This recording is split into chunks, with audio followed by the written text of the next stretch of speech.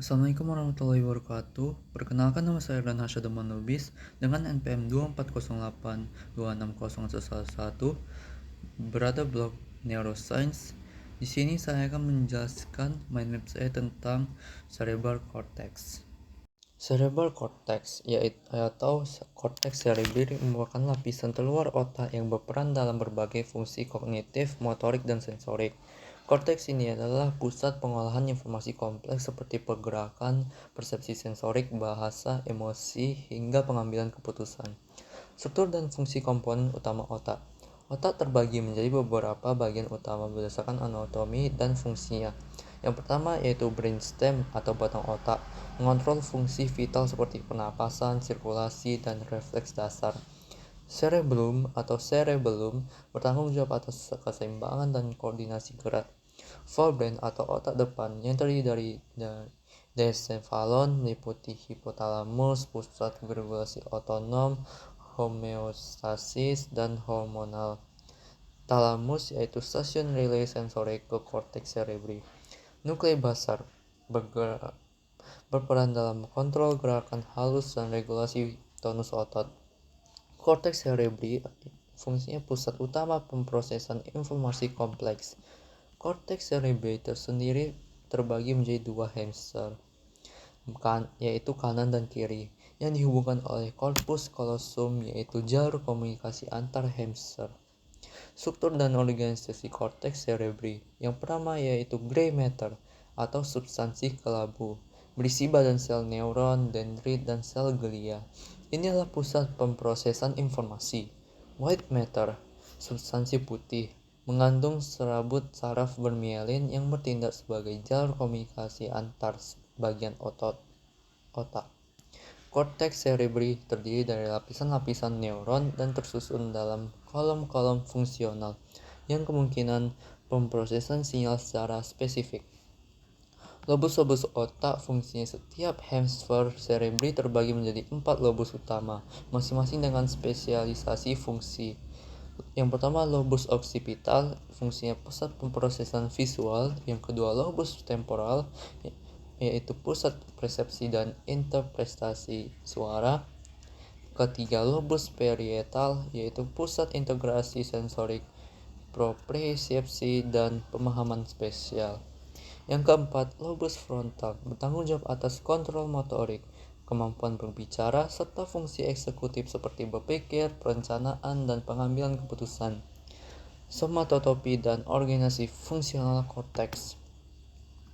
Yang pertama korteks somatosensorik primer, area 1, 2, 3 Brodmann, berperan dalam menerima dan memproses rangsangan sensorik dan seluruh tubuh.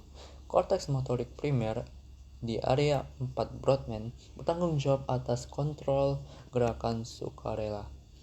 Yang ketiga homunculus sensorik dan motorik, representasi tubuh dalam konteks berdasarkan proporsi pemrosesan sensorik dan motorik. Plastisitas otak. Otak memiliki kemampuan plastisitas, yaitu kapasitas untuk beradaptasi terhadap perubahan lingkungan atau cedera. Jika satu area mengalami kerusakan, area lain dapat mengambil alih fungsinya. Plastisitas terjadi melalui pembentukan jalur sinaptik baru, bukan regenerasi neuron. Ini didukung oleh perubahan bentuk dendrit serta reorganisasi jalur saraf. Plastisitas otak lebih besar pada masa perkembangan anak dan berkurang seiring pertambahan usia. Kemampuan bahasa dan area kortikal, yaitu berperan pemrosesan bahasa, terutama terkendalikan oleh hemisfer kiri melalui dua area utama. Yang pertama area Broca atau area 44 dan 45 Brodmann, berperan dalam produksi bicara dan koordinasi otot-otot berbicara. Area Wernicke atau area 22 Brodmann bertanggung jawab atas pemahaman bahasa balik lisan maupun tulisan. Jalur kortikal dalam berbicara. Yang pertama kata yang didengar, yaitu korteks auditori primer. Pemahaman bahasa, yaitu area Wernicke. Yang ketiga produksi bicara, yaitu di area Broca. Yang keempat adalah eksekusi gerakan berbicara, yaitu di korteks motorik primer. Area asosiasi korteks. Hanya setengah dari korteks cerebri digunakan untuk fungsi motorik, sensorik, dan bahasa. Sisanya merupakan area asosiasi yang berperan dalam fungsi tingkat tinggi. Prefrontal association cortex yaitu perencanaan tindakan, pengambilan keputusan, kreativitas, kepribadian.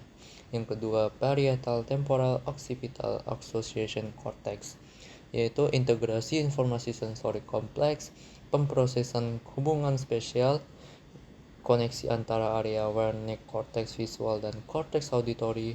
Yang ketiga yaitu limbic association cortex, yaitu berperan dalam regulasi emosi, motivasi, dan memori. Lateralitas hemisfer otak.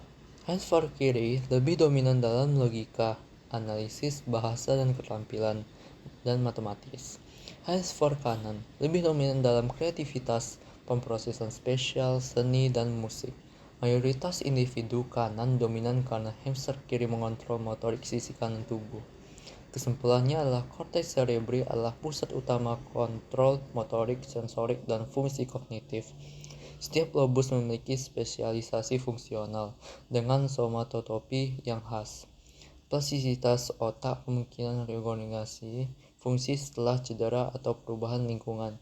Kemampuan bahasa melibatkan area Broca dan Wernicke, terutama di hemisfer kiri. Area asosiasi memainkan peran kunci dalam fungsi integratif dan pengambilan keputusan.